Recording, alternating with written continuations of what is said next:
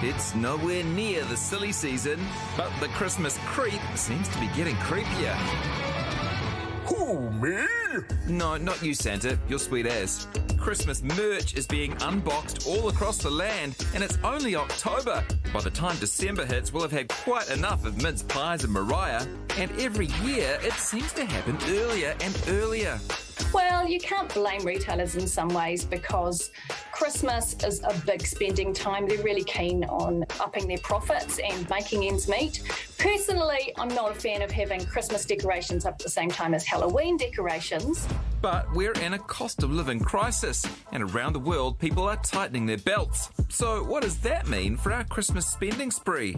We're facing a trio of rising mortgage rates, rising cost of living and falling house prices. And in that environment, the outlook for consumer spending is pretty weak.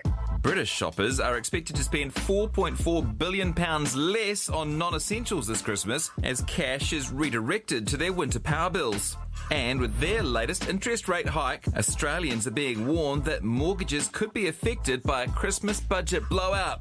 Here, with the rise in the official cash rate confirmed today, we probably should rein in on the gift buying. We think there'll be another jumbo hike in November, so there's room for interest rates to rise from here. And in that environment, it's just not conducive to spending on discretionary items. The festive spend up keeps some businesses afloat. We usually see a boost in retail spending around this time of year. Hopefully it coincides with some inbound tourism. We know that summer is the peak of international tourism, and hopefully with a weaker dollar, we'll see them spend the big bucks, which would be of much help. But for us consumers, it can suck the magic out of the season.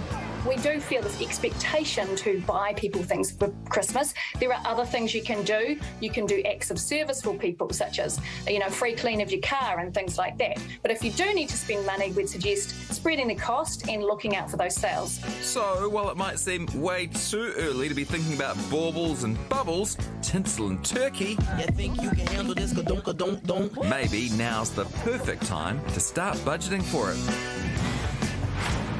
Whoa, I knew that twerking turkey was going to happen.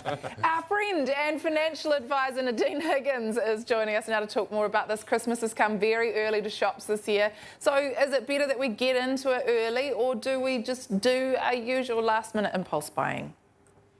Well, I know it sounds crazy to be doing your Christmas shopping in October, but if so, I'm crazy because I started mine at the weekend. But when you think about it, if you are trying to pack your Christmas expenses into 1 month and there's just not the fat in your budget, well, you're going to end up paying for it in January and February and maybe March, which is crazy. So it's way less crazy to start shopping in October for December than to be paying December off in March. And by then, our mortgage payments might be going up too, right, based on today's news? 100%, because some people probably still have a nice cushy, flat, low interest rate in the 2s or even 3s. But if you're rolling off your fixed rate in the new year, it's going to be more than double that. So if you're not thinking about that already, you absolutely should be. Nadine, anything I could invest in now that might start paying dividends by Christmas? Well, given Christmas is only 3 months away, there aren't too many high-yielding investments that you could put your money in and feel confident that it would still be there at Christmas. You kind of need a longer investment horizon than that. But what you can do is invest in your own financial management. Most people let about 15% of their income just kind of slip through their fingers. So if you were to invest in managing your money better and more efficiently, then that's like a 15% return and there's no risk. What I'm hearing is horses. Put it on horses.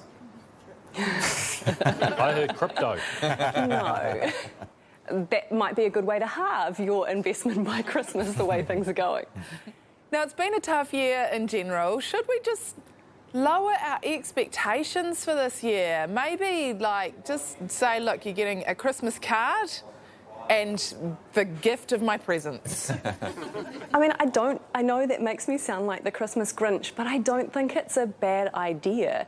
There is something in the thought that counts, and giving what you can't afford to someone who doesn't need it or want it isn't generosity, it's kind of madness. And so if that's the position that you're in, then maybe having an honest conversation with other people. I think you'd be surprised about how understanding they are, that they don't want the bath bomb from Lush or whatever. They'd rather that you were happy and not stressing about your finances. Well, Nadine, thank you so much for talking to us, and Merry October. Merry October to you too. Yes, Merry October, everybody. Welcome to the project where Mark Richardson is here tonight. Make some noise. Mark Richardson, who I would have picked as the ultimate Christmas Grinch, but you might be surprised. No, you actually find that at Christmas time I'm a nice person.